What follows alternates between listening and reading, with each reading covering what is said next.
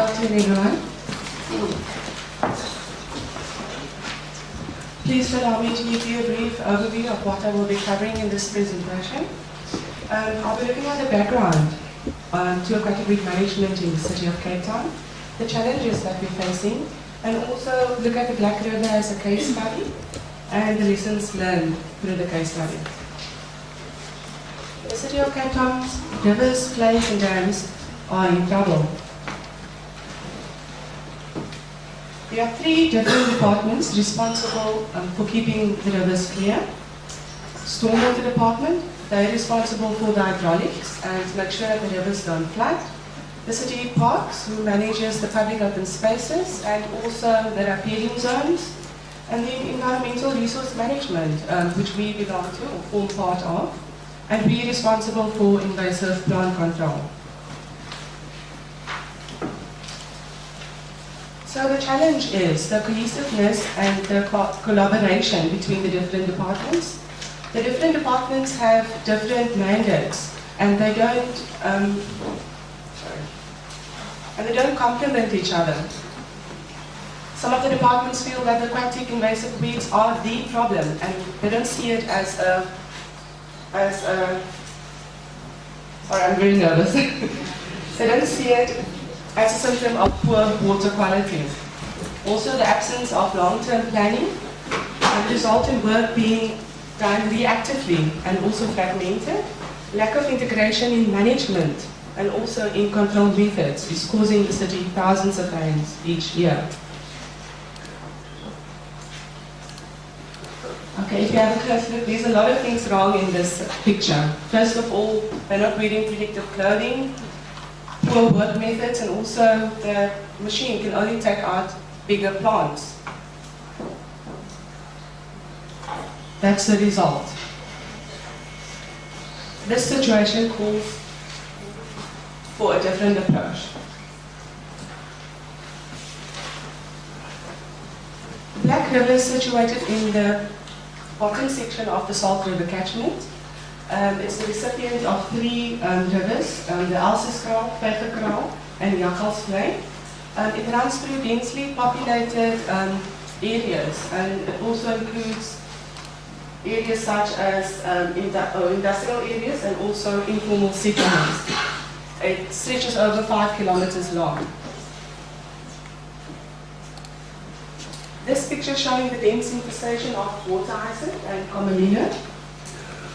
Before the stormwater department started their yearly winter readiness program, we approached them with a plan, because what they normally do is they bring in the big machines, the long booms, the digger loaders, they take out the water hyacinth and then they leave for the rest of the year. So we divided the river in 4 different reaches and assigned different control methods to the different reaches. We used floating booms to contain the water hyacinth and the litter between the different reaches, and we used a combination of manual labor, mechanical and chemical control. We've got 6 ladies at our office that's making the floating booms for us. They're from the informal settlement at Westlake. And I would also like to acknowledge John Folks, someone from our community who showed me how to make the floating booms. This is just a picture showing how we use it in the field. Within a year, we created 2,437 job opportunities, which comes to 10 full-time equivalents. We started the project on the 21st of February, hence the low person days. We had our high impact phase in March. We didn't do much work during the winter because of the strong currents and also the steep slopes. And everything washes away down to sea in any case. In February, you'll see there's quite a peak number in person days, and that's where we launched our river wardens.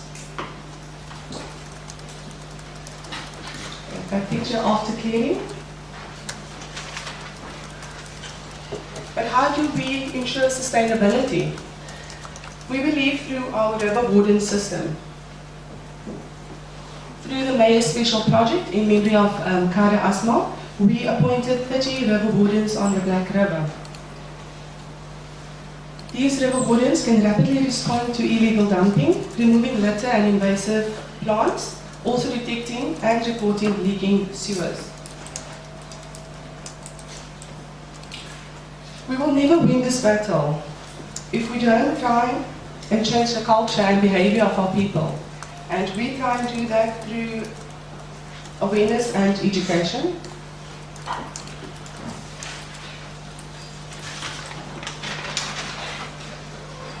We started the Saving Our Waters campaign with different schools along the rivers within full catchment with the help of Kay Montgomery and her team. So for the future, what do? We need to pool our resources. We need to look at combination of integrated control methods and also containment and cooperation.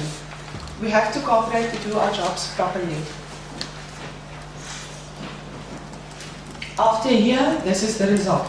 Bird species are coming back, people are utilizing the Black River, and it's becoming alive again.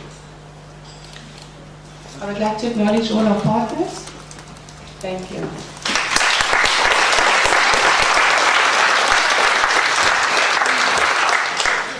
Thank you, Shona, and congratulations on such great results. It's wonderful to see that the efforts provide fruit in the end. Right, questions for Chandre? I've got a question.